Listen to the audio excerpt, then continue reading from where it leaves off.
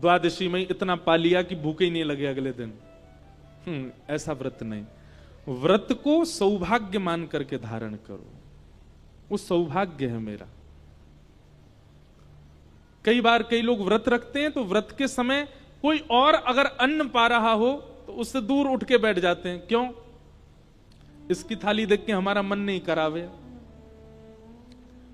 आप किसी की थाली देख के जब आपका मन करता है तो भी व्रत टूट जाता है।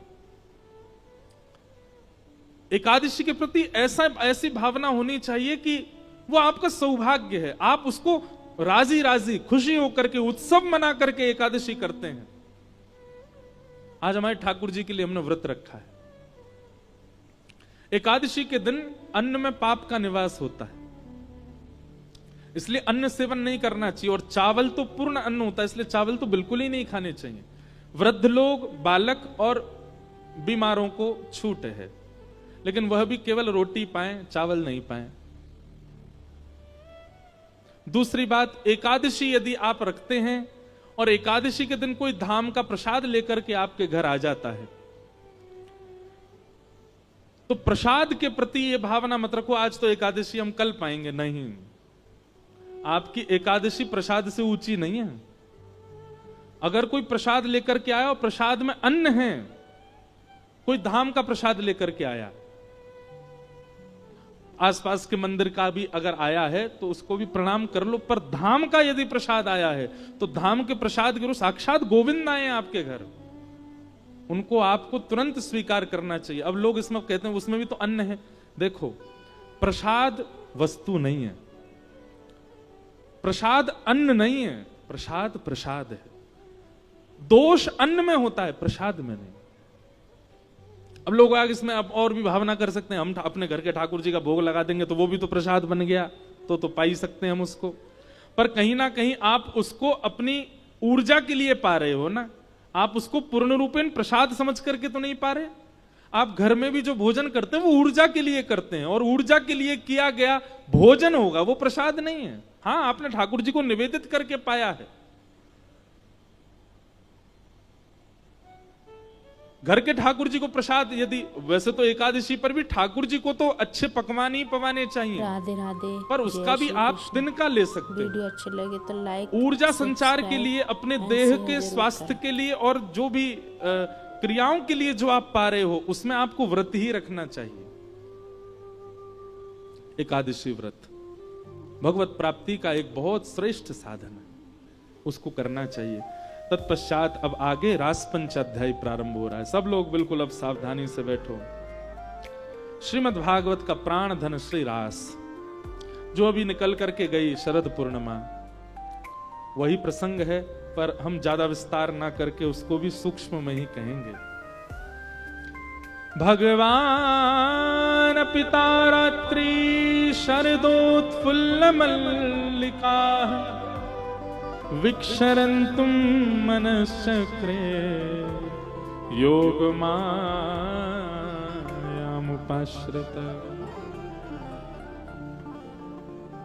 ब्रज की जितनी भी गोपियां हैं बंधुओं, ये दिखने में एक गोपी है, एक शरीर है, एक मानव है, परंतु अंतरंग आत्मा जो है वो सदा सर्वदा से भगवत प्राप्ति करने वाला कोई वैदिक संत है, जो कब से प्रतीक्षा कर रहा है भगवत प्राप्ति के लिए। सतयुग, त्रेता, द्वापर, 3 युग जिन्होंने भगवत प्राप्ति के लिए व्यतीत कर दिए तप में, ठाकुर जी ने कृपा करके द्वापर में उनको गोपी बना करके प्रकट किया, ताकि उनको ठाकुर जी वह सुख दे सकें जो 3 युगों में उन्होंने तप करके नहीं भोगा है। ब्रज के गोपी भाव को समझना बहुत मुश्किल है। लोग बाग उसको सामान्य स्त्री पुरुष का प्रेम समझ लेते हैं और यहीं पर दोष उत्पन्न हो जाता है। जन्म जन्मांतर, कल्प कल्पांतरों से लगी हुई यह सब गोपियां, ये कोई ऋषि हैं पूर्व जन्म की, जो कितने जन्मों से तप कर रही हैं, तब जाकर के इनको सौभाग्य मिला कि ब्रज की गोपी बन करके आई। और सबसे बड़ी बात, 3 वर्ष के ठाकुर जी को देख करके 90 वर्ष की गोपी के हृदय में प्रेम उत्पन्न हो रहा है। इसको आप सामान्य स्त्री पुरुष प्रेम जन्य नहीं मान सकते। ये काम प्रेम नहीं है, ये काम वर्धक प्रेम नहीं है, ये काम नाशक प्रेम है। बहुत ध्यान से सुनिएगा। भक्तिमती मीराबाई, मीराबाई इतनी सुंदर थी कि उनका रूप देख करके एक बार यदि कोई देख ले तो पुनः देखने की इच्छा होगी, इतनी सुंदर थी। तो जब मीराबाई की भोजराज के साथ में विवाह हुआ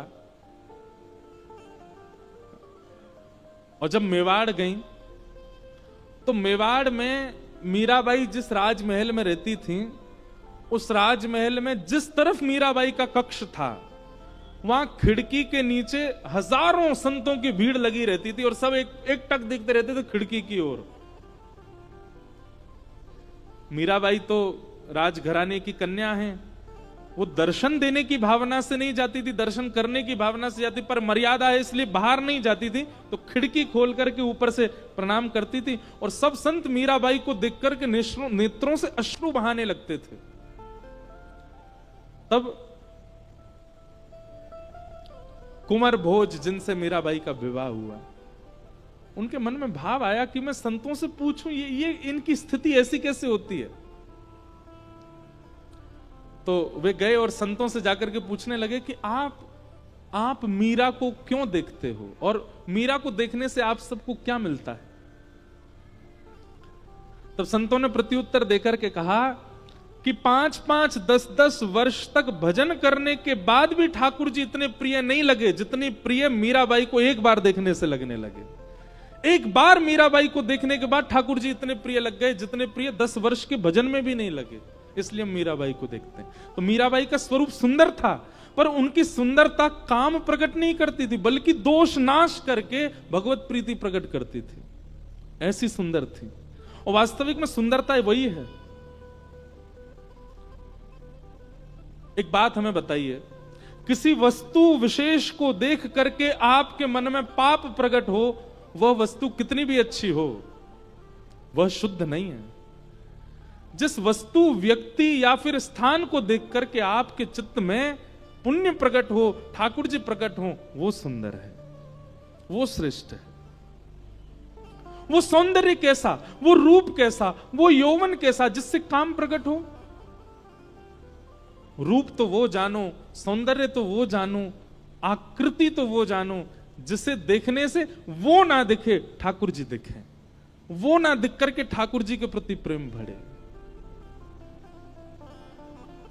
ब्रज की गोपियों को ठाकुर जी प्रियतम दिखते हैं अपने, और ठाकुर जी को देखने से उनके विकार नष्ट होते हैं। इससे यह बात उनको सिद्ध हो जाती है कि सामान्य बालक नहीं है, साक्षात परमात्मा है, साक्षात परब्रह्म है। इसलिए भगवान के रास में आने वाली गोपियों की आयु आबाल वृद्ध बनेता, छोटी से छोटी बालिका और वृद्ध से वृद्ध मैया भी ठाकुर जी के संग रास में है।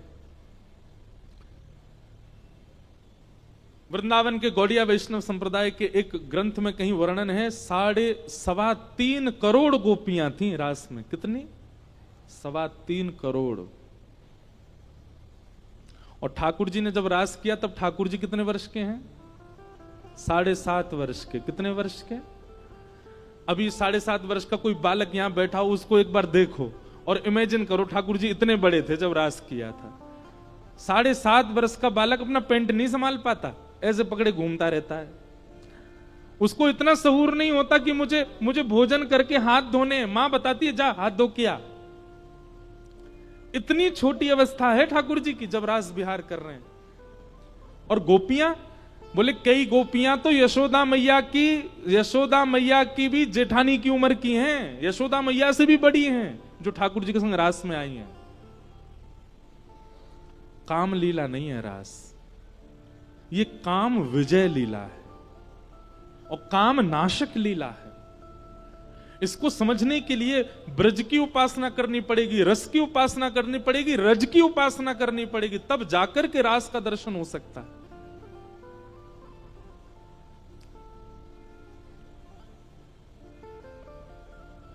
आज शरद पूर्णिमा का चंद्रमा जैसे उदित हुआ आकाश में, भगवान ने टेर बजा करके वंशी में सब कृष्ण प्रेम में उन्मुक्त गोपियों को बुलाया, और सब गोपियां जिस कार्य में हैं यथावत वहीं उस कार्य को छोड़ करके भागी ठाकुर जी से मिलने के लिए। कोई श्रृंगार कर रही है, कोई पति को भोजन करा रही है, कोई बालक को दूध पिला रही है, कोई वस्त्र धारण कर रही है, कोई स्नान करके आई है, कोई केस सवार रही है। तो मतलब अगर केस सवार रही है और कानों में ध्वनि वंशी की आ रही है, तो ये नहीं सोच रही है कि मैं केस व्यवस्थित करके फिर जाऊं। जितने केस व्यवस्थित हो गए उतने केस व्यवस्थित हैं, बाकी के अव्यवस्थित केसों में ही भाग रही है ठाकुर जी के प्रति।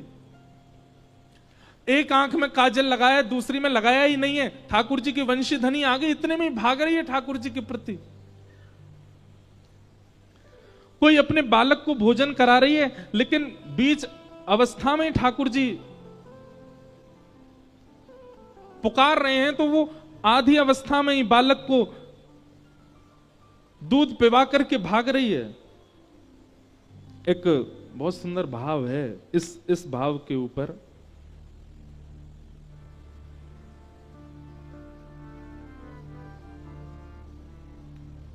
बहुत सुंदर भाव है।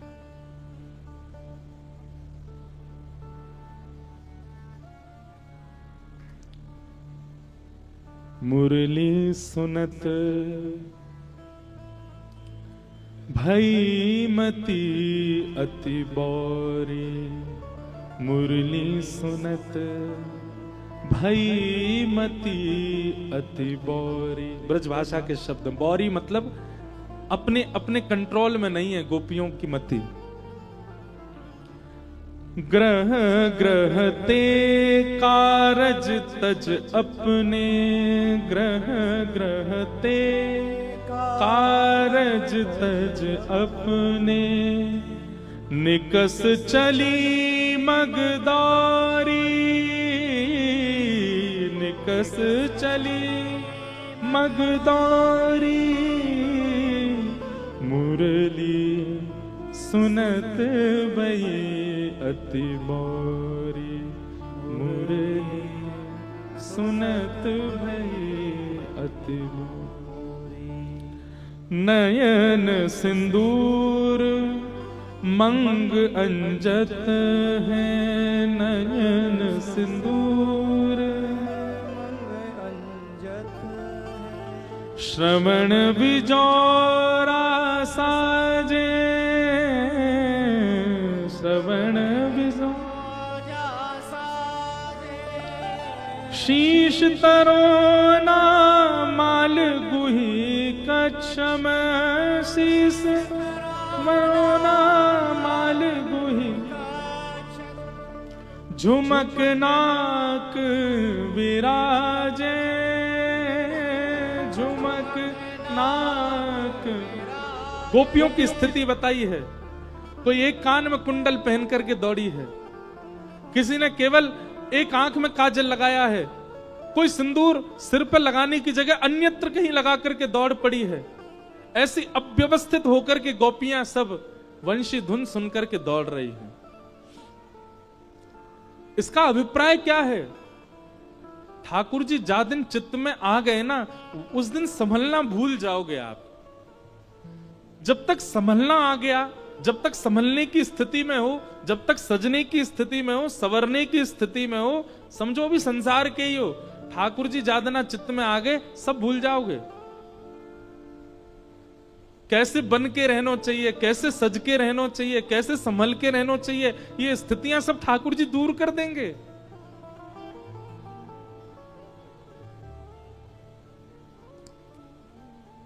वो पद जिस पर आप इतने आनंदित हो रहे हैं, वो पद की गहराई सुनिए ना। बाला मैं बैरागण होंगी, क्यों? जिन भेषा मारो सांवरो रीजे, मैं सो ही भेष धरूंगी। बाला मैं बैरागण होंगी। ठाकुर जी जीवन में आते हैं तो आप अपने तन को प्रायोरिटी नहीं देते कि मुझे ऐसे पहन करके रहना है। सेवा भाव जिसके चित्त में आ जाता है, वो सजना सवरना भूल जाता है, वो केवल सेवा के लिए रहता है। फिर सेवा भाव जिसके चित्त में आ जाता है, प्रेम लक्षणा भक्ति जिसके चित्त में आ जाती है, उसकी जीव फिर ये नहीं चाहेगी मैं ये खाऊं, ऐसा खाऊं, वैसा खाऊं, जो मिले बस जीवित रहने के लिए पालूं। एक प्रकार से वो अव्यवस्था में व्यवस्थित रहना सीख जाता है जिसके चित्त में ठाकुर जी आ जाते हैं। वो एक आसन पर बैठ करके पूरी कथा सुन सकता है, वो बिना पंखा, बिना एसी, बिना किसी व्यवस्था के भी एक स्थान पर अधिक समय तक विराज सकता है। ये अव्यवस्था में भी व्यवस्थित होना सिखा देते हैं ठाकुर जी।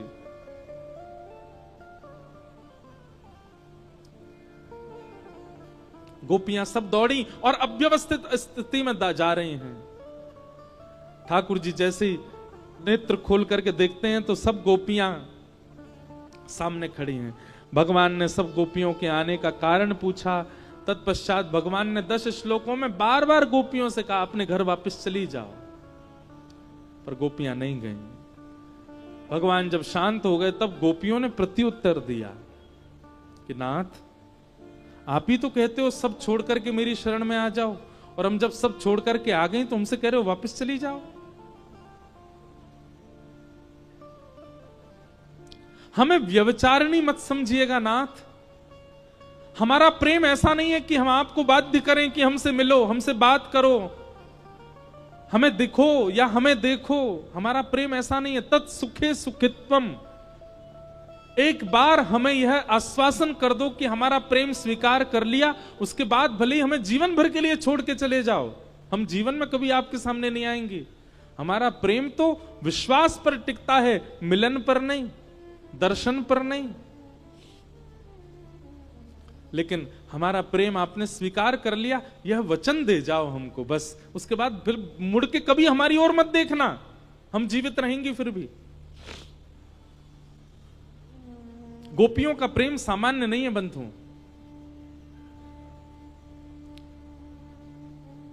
उद्धव जी महाराज जब वृंदावन जाते हैं तो गोपियां कहती हैं, उद्धव, वृंदावन से मथुरा इतना दूर नहीं है कि हम कृष्ण से मिल नहीं सकती।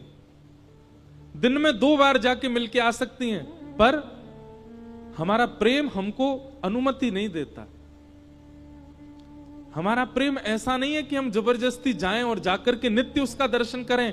बिना दर्शन के भी कृष्ण मन, कृष्ण धन, कृष्ण ही हमारो मन, रोम रोम में कृष्ण विराजमान है उद्धव। हमारा प्रेम ऐसा नहीं कि हम उनसे मिलें या उनको यहां खींच के लाएं या बार बार अपने एहसान बताएं, हमने उनके लिए ऐसा किया और तुम हमें छोड़ के चले गए। हमारा प्रेम ऐसा नहीं है उद्धव। हमारा प्रेम तो विश्वास पर टिका है। जीवन भर कृष्ण लौट करके नहीं आए तो भी हम उनसे ही रहेंगे, उनसे प्रेम करेंगे, उन्हीं की रहेंगी। नारद भक्ति सूत्र में नारद जी कहते हैं, प्रेम कैसा? बोले ब्रज की गोपियों जैसा, यथा ब्रज गोपिका नाम।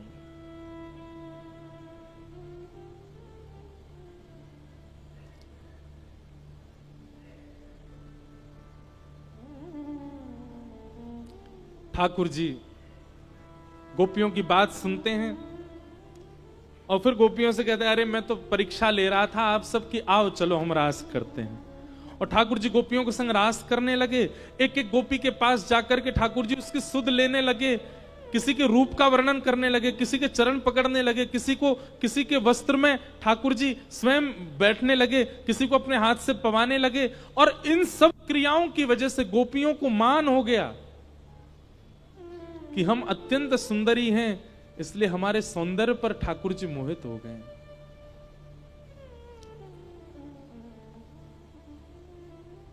बंधुओं, एक बात मेरी बहुत ध्यान से सुनिएगा। हम इतनी भक्ति करते हैं, इतना भजन करते हैं, इतना नाम जप करते हैं, इतनी कथा सुनते हैं, इतनी सेवा करते हैं, फिर भी ठाकुर जी प्रकट क्यों नहीं हो रहे हैं? क्योंकि कहीं ना कहीं ठाकुर जी को यह चिंता है कि मेरे प्राकट्य से इसके चित्त में यह मान ना आ जाए कि मैंने ठाकुर जी को प्रकट कर दिया। ठाकुर जी को हमारी चिंता है कि कहीं इसको अभिमान ना हो जाए। अरे हम 2-4 कथा क्या सुन लेते हैं, 2-4 कथा सुना क्या देते हैं, तिलक लगा करके कुछ दिन रह क्या लेते हैं, हमको इसी से मान हो जाता है। ठाकुर जी प्रकट हो गए, हमारे हाथ से पाने लगे, हमसे श्रृंगार कराने लगे, हम तो ढिंडोरा पीट देंगे पूरी दुनिया में। मान करेंगे कि हमारी भक्ति की सामर्थ्य देखो, ठाकुर जी प्रकट कर दिए। इस भय के कारण ठाकुर जी प्रकट नहीं होते कि कहीं इसको मान ना हो जाए, क्योंकि गोपियों के चित्त में मान हो गया।